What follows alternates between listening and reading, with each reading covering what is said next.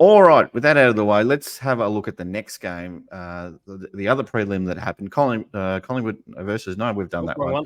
Let's look at the Brisbane versus Carlton game. We could not have a week go by without one of the graphics going on. We can't have a week. Somehow. It's almost like we have to do it every time. We have to get through these things. But I think you and I have proofread this, and we are happy with how it looks on the screen. So the Brisbane Lions 69 to Carlton 79. Sorry, to Carlton 63, a 16-point win there in front of 36,000. Pretty much packed Gabba there. Really, I don't think it can fit much more in than that.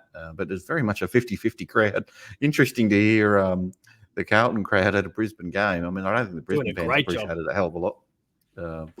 But look, overall, I don't think there was any massive standouts for Brisbane, and maybe you jump in once I've got through some of the stats. But Joey Danaher, they were all good. I think they were all every single one of them was fantastic on the night. Actually, there is one. There's two. Kitty Coleman. We can't. I'll come back to him in a second. He's not showing up on the stat sheet, but he was absolutely incredible. But Oscar McInerney, the couple of goals there, and Link McCarthy. Former Geelong boy, Link McCarthy, absolute star, and we'll be getting right behind him on the weekend, I'm sure. Well, maybe you won't. I don't know. If you turn your back on him because he left Geelong, maybe. I don't know. No. I mean, look, he's going to have our support because he doesn't play for Collingwood. So there you go. Sorry, Swoop. The Berry man with 24 touches. Dunkley, first year at the Brisbane with 23, and Lockie Neal with one shoulder in operation at the moment. We'll get onto that. But with the 23 on the Carlton side, Harry Mackay, I'll get it right this time. Actually, I thought he went okay. 2 goals, 2.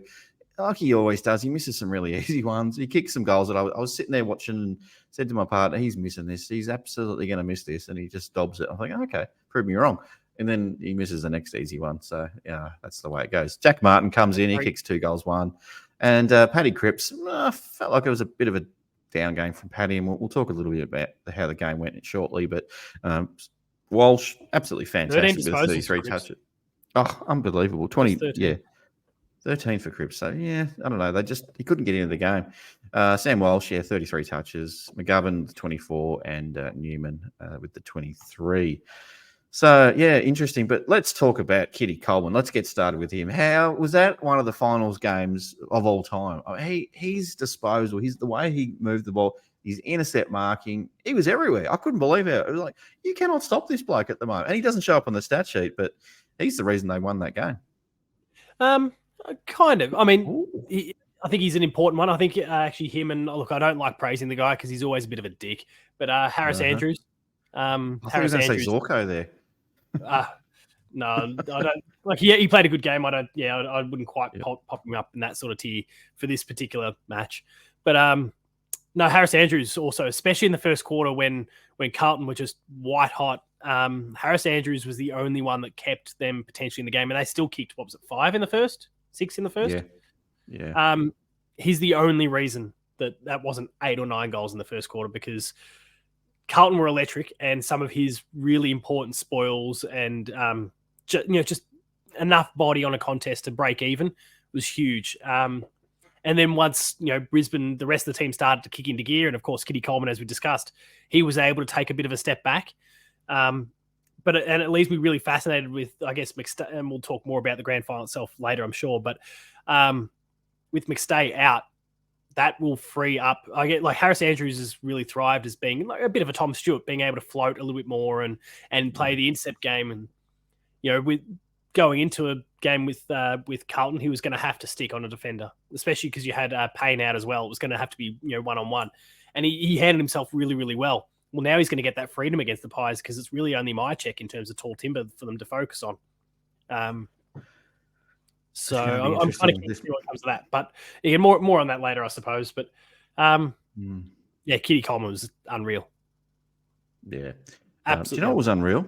I mean, you spoke about the Blues' hot start, 5 goals straight. I thought this one, the Blues fans at Icon Park and at the game would have been just absolutely frothing at the mouth with that start. And I thought, oh, goodness me, Brisbane's going to choke it again. But after that, it's all Brisbane, really. I'll tell you what I really liked, though, even before the game started. And I don't want to get too political on this show, but I absolutely love the Welcome to Country.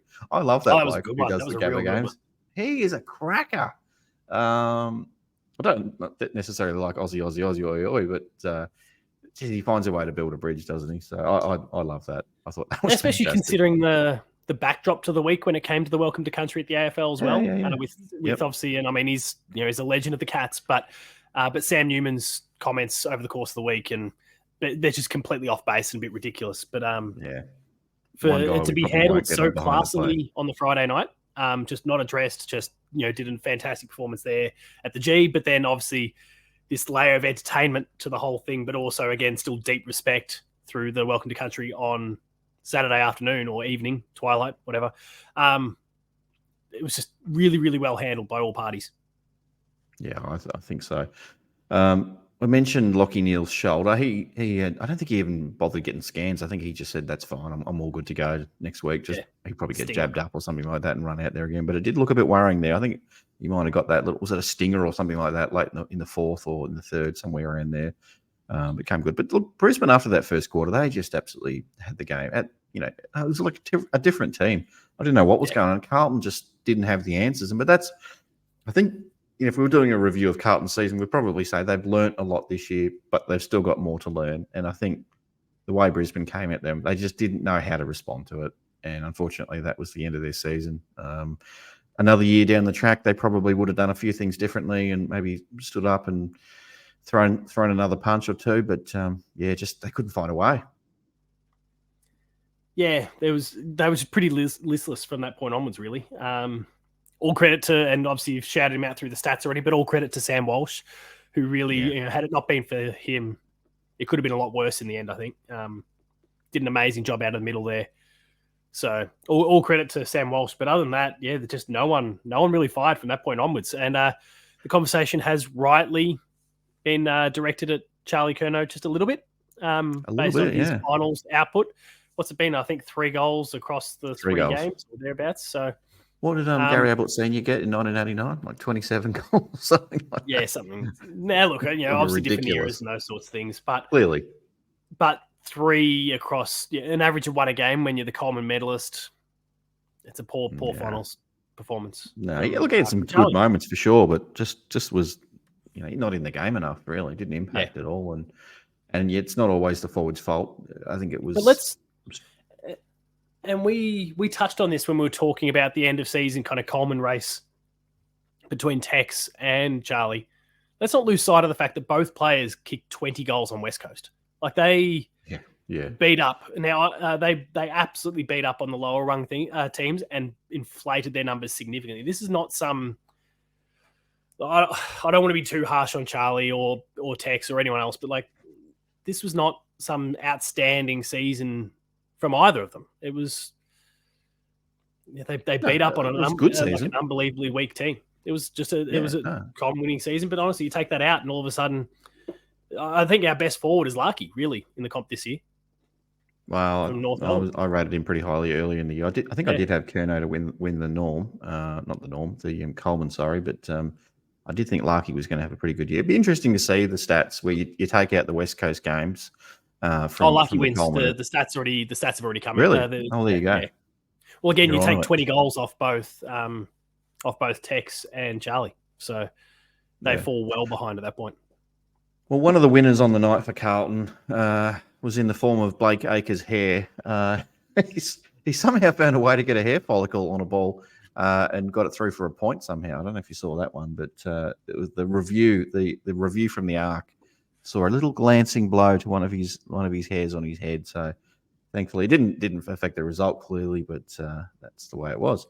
What did you think of the final siren? Apparently, it's still going at the Gabba at the moment. It hasn't been able to figure out a way. I don't know if it was an over-enthusiastic timekeeper. It was very, very pro-Brisbane, or